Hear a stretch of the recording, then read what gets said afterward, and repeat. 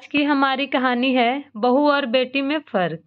माँ, मैं बहुत थक गई हूँ। घर संभालते संभालते यहाँ मेरी थकान किसी को नज़र नहीं आती। कुछ दिन आराम करना चाहती हूँ। सोच रही हूँ कुछ दिनों के लिए अपने मायके आ जाऊं। आते हुए अपने बच्चों को भी साथ ले आऊंगी। वे वहीं से स्कूल चले जाएंगे। आखिर एक ही शहर में ससुराल और मायका होने का कुछ तो फायदा मिले। नम्रता ने फोन पर अपनी माँ से कहा। पार्वती जी ने दूसरी तरफ से कहा, हाँ बेटा, जब तेरी इच्छा हो आ जाना। आखिर ये भी घर तो तेरा है। ठीक है माँ, मैं कल ही आ जाऊंगी। नम्रता खुश होकर बोली, हाँ बेटा, कल आ जाओ, मैं तुम्हारा इंतजार करूंगी। अभी मैं फ़ोन रखती हूँ, मुझे मंदिर भी जाना है।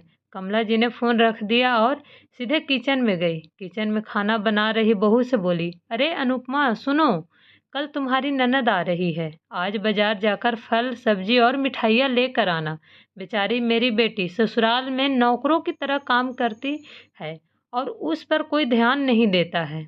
यहाँ आएगी, कुछ दिन रहेगी तो उसका मन और तबीयत अच्छे रहेंगे। सास के मुंह से ऐसी बात सुनकर अनुपमा का चेहरा उतर गया। वह मन ही मन सोचने लगी, काश आपको मेरी भी थकावट भी नजर आती।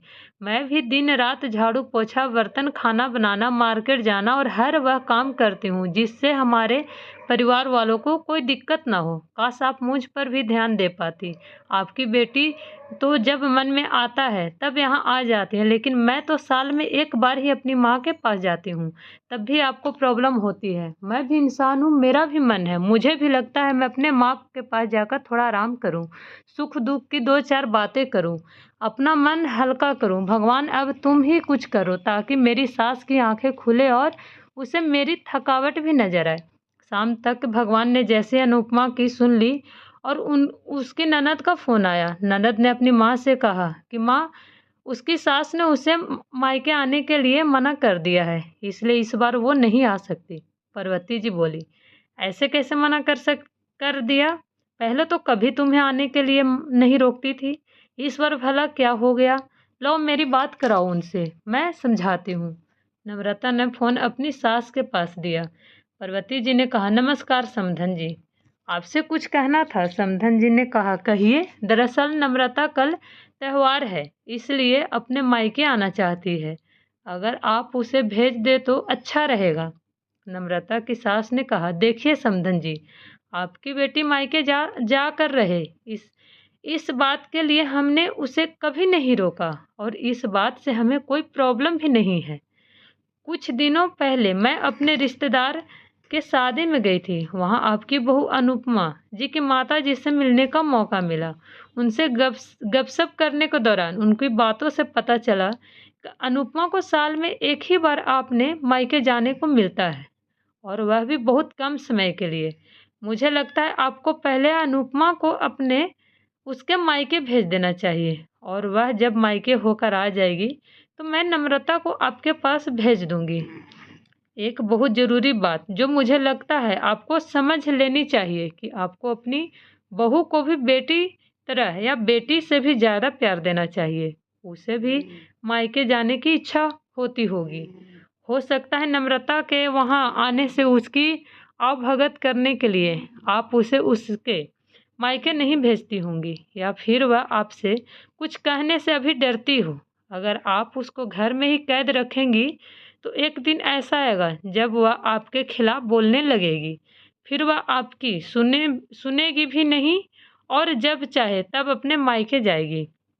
ऐसी परिस्थिति आए, इससे अच्छा है कि आप ही कुछ बदलाव अमल में ले आए, जिससे आपका रिश्ता और रिश्ते की मिठास खराब ना हो। पार्वती को अपने समधन के हर एक शब्द में सच्चाई नजर आई। उन्हें महसूस हुआ कि उन्होंने अपनी बेटी के प्यार में अंधे होकर कभी भी अपनी बहू के मन का विचार नहीं किया। उन्होंने हमेशा ही अपनी बेटी को अपने बहू से ऊपर रखा। दूसरी तरफ नम्रता भी अपनी भाभी के बारे में हो रही इस बातचीत को सुन रही थी।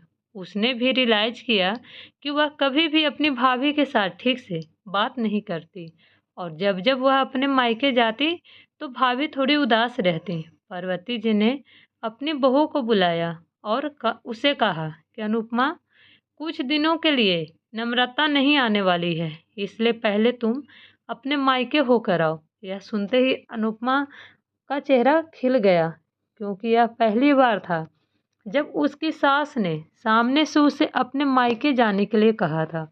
अगले दिन अनुपमा ने अपने मायके गई और इस बार 1-2 दिन नहीं, पूरे हफ्ते भर रह कर आई।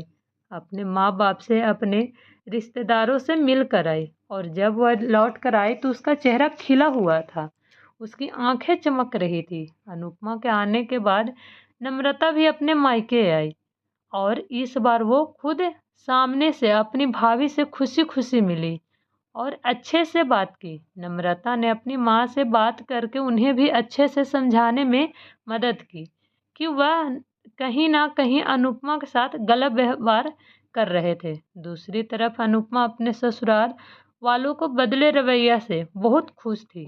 अब वह खुशी खुशी सबका ध्यान रखती और हर काम प्यार से करती।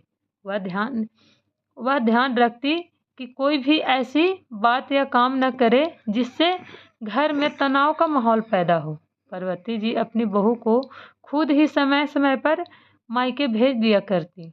एक छोटे से बदलाव ने सास बहू और भाभी ननद के बीच की कड़वाहट को दूर कर दिया और रिश्तों को और भी ज़्यादा मीठा और मजबूत कर दिया। अगर आपको ये कहानी पसंद आए तो मेरे चैनल को लाइक एंड सब्सक्राइब ज़रूर कीजिएगा। Thank you so much.